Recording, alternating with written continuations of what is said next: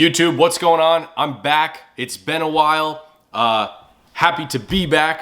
If this is your first time here, please click the subscribe button below. I would greatly appreciate it. I was talking to a friend yesterday, and he actually asked me, he said, Will, I know you love talking about money. I know you love giving advice to people, but if there were like 5 money traps that you thought or saw people get into in their 20s and their 30s and, pretty much throughout their whole life. And I'm like, I got them. I'm going to make a video on it. I wrote them down. Here they are. So point number 1, money trap number 1 is going through your 20s and even in your early 30s and not saving for retirement. So you might have talked to a lot of people and they say, I don't think I'll ever retire. I don't think I'll ever stop working. And I feel the same way. But when you're younger, you have time on your side, okay? So if you start saving for retirement, let's say at age 22, 23, and you're contributing to your 401k through work, you're maxing out a Roth IRA if you can. If not, you're putting as much money in there possible.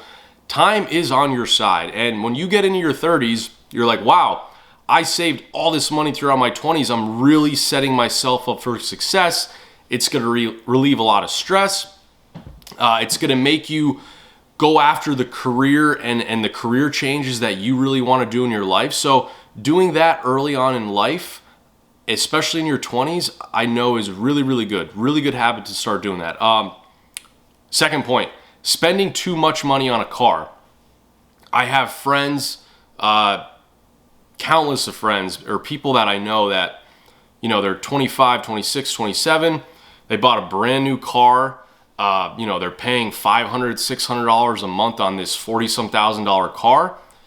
Hey, that's great. If it makes you happy, go do it. But remember that, a car is a depreciating asset.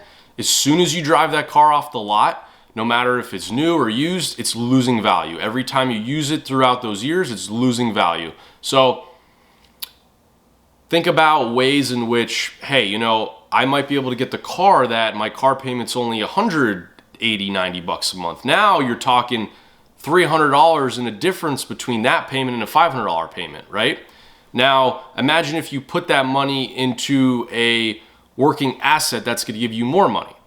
So those are the things you have to think about, because over a 5-year period, 10-year period, that car payment could really save you a lot of money. And then, when you're later in your 30s and you have all this money, you're like, wow, I can actually get the car that I want now because I really can afford it and it makes sense. So something to think about.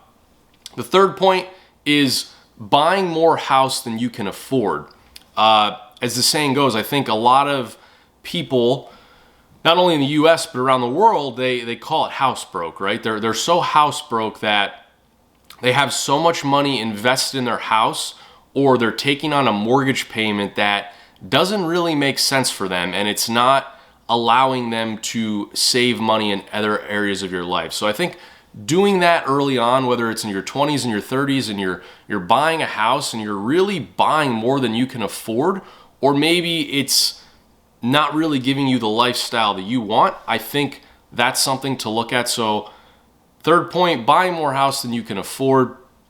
Think about what you really need, what your wants are, right? Do you really want the big house, or do you want the house that's comfortable, it's manageable, you can afford it, it makes you happy, and that smaller house might allow you to do other things outside of the house. So something to think about. Fourth point, this might make a lot of women and men upset, but spending too much money on a wedding.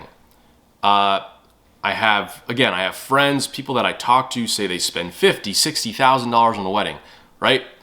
A wedding is one day of your life, right? A marriage is going to be the rest of your life. So I'm all for weddings. I hope to get married one day. I'm all for it. I think it's going to be a great day, but I think you have to think about what you really want to spend the money on, right? Because, a wedding, it's going to last a few hours. You're going to have friends there. You're going to have a great time, but you're going to wake up tomorrow morning and it's going to be over. Then you're married. Now you're like, wow, I'm married for the rest of my life, hopefully. But, something to think about. I think spending too much money on a wedding to me is a complete waste. Honestly, it's just a total waste. So something to think about. But, you know, if you're someone who wants to go all out and, you know, maybe your dad's paying for it or your spouse's parents are paying for it, I don't know. Got to think about it. My fifth point and last point, spending more than you earn. So, you know, I think it's so easy to get in the habit of swiping a credit card, you know, and saying, hey, I just got this new offer. There's no interest on it for 12 to 18 months. So I'm just going to swipe it because, you know, I can make the minimum payment. I don't have to worry about it. But it's really going to put you in a rabbit hole down the road. And I experienced that early in my 20s out of college and even in college that, you know, I was swiping a credit card, you know, I was waiting to pay it off, and every month it was just adding up, and I felt like I was never paying it off. So spending more than you earn, you know, I think that's a trap, and I know it's a trap that will get you stuck, and it will be very hard to get out of. So those were my 5 points, guys. Hope you enjoyed them. I will drop them in the comments below, and hope to see you next time.